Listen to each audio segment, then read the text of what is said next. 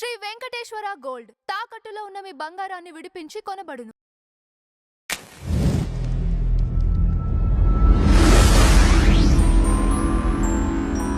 నమస్కారం అమ్మ. నమస్కారం అమ్మ, శివ రుద్రాభిషేకం ఎలా చేయించుకోవాలి అనేది దాని గురించి మీ మాటల్లో. రుద్రాభిషేకం ఎలా చేయించాలి? అసలు రుద్రుడు అంటే ఏకాదశ రుద్రులు. మనని జీవితంలో వీళ్ళే కదా మనల్ని ఎప్పటికప్పుడు రక్షిస్తూ ఉంటారని చెప్పాను. అష్టవసువులు, ఏకాదశ రుద్రులు, ద్వాదశాదిత్యులు వీళ్ళు ఎప్పుడూ మనల్ని రక్షిస్తూ ఉంటారు. 33 కోట్ల దేవతలు అంటామే, ఈ 3 ఇంకా కాకుండా ఇంద్రుడు, ప్రజాపతి, మొత్తం అందరూ కలిసి 33. వీళ్ళ కోటి అంటే ఏంటంటే ఓ పెద్ద సమూహం అని. అంతేగాని నిజంగా కోటి అంటే మనకి ఇన్ని లక్షల తర్వాత వచ్చిన కోటి కోటి ఒకటి అని కాదు అంకెలక్కడ.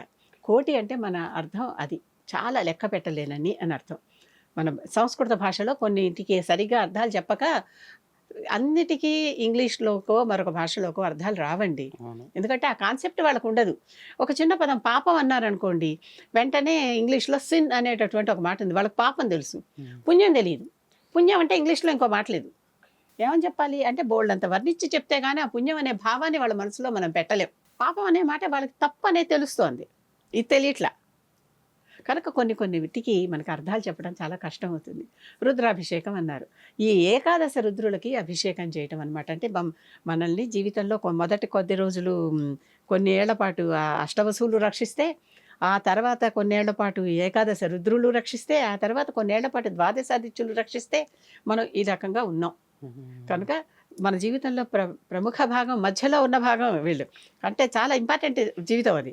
ఆ ఏకాదశ రుద్రులు మనల్ని రక్షిస్తూ ఉండాలని ఏకాదశ రుద్రులకి తూర్పు పశ్చిమ గోదావరి జిల్లాల్లో ఏకాదశ రుద్రులకి కూడా ఆలయాలు ఉన్నాయి.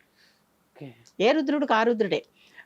రుద్రం అంటే ఏంటంటే ఒక నమ్మకం, చమకం, అదే అంటే నమః అని వచ్చేదేమో, అది చ అనే అక్షరంతో వచ్చేది చమకం అని, నమః అనే అక్షరాలతో వచ్చేవి నమ్మకం అని పేరు వాటికి.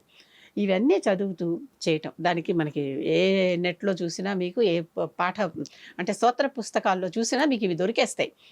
అవి చదువుకుంటూ చేయటం అనమాట. అవి 11 సార్లు చేస్తే ఆ 11 రుద్రులకి కూడా మనం చేసినట్టు. ఒకరికి కాకుండా ఏకరుద్రం అంటే తక్కువలో చేసుకునేది. ఒకసారే చేస్తాం, అదే 11 మందికే మీరు తీసుకోండి అంటాం అనమాట. ఇప్పుడు ఎన్ని పట్టాలు పెట్టుకున్నా అందరికీ కలిపి ఒకటే నైవేద్యంగా పెడుతున్నాం, అలాగా అది అర్థం. అలా కాదు. ఏకాదశి రుద్రాభిషేకం అంటే ఏంటంటే 11 మందికి విడివిడిగా ఈ రుద్రుడికి ఇక్కడ, ఈ రుద్రుడికి ఇక్కడ, ఈ రుద్రుడికి ఇక్కడ అని చెప్పి అందరికీ అభిషేకం చేయటం అది. కనుక ఈ అభిషేకం చేయటం అనేది ఆ రుద్రం చదువుకుంటూ సరిగ్గా ఎవరికి ఏది కావాలో అది వారికి అందించడం అనమాట. ఆ దేవతలకి మనం అందిస్తే, ఆ దేవతలకి ఎప్పుడైనా మనం పూజ అంతా చేశాక, మొత్తం పూజ అంతా చేశాక ఆ దేవతకి సమర్పయామి అంటాం. పూజ అంతా చేశాక అంటే మనం పూజ చేసి ఆ దేవతలకి ఇచ్చేస్తే ఆ దేవతలకి శక్తి వస్తుంది. అందుకే ఎక్కడ బాగా పూజలు జరుగుతాయో ఆ దేవుడి దగ్గరికి వెళ్తే మీకు మంచి తేజస్సుతో, శక్తితో కనిపిస్తారు ఆలయాల్లో. పూజా పాఠం లేనటువంటి ఆలయాల్లోకి వెళ్తే దీనంగా, కొంచెం శక్తిహీనంగా కనిపిస్తారు. నిజమే, మీరు పరీక్షించి చూసుకుంటే దేవుడికి శక్తిహీనం ఏంటని అంటే నేనేం చెప్పలేను, కానీ వెళ్ళి చూడండి.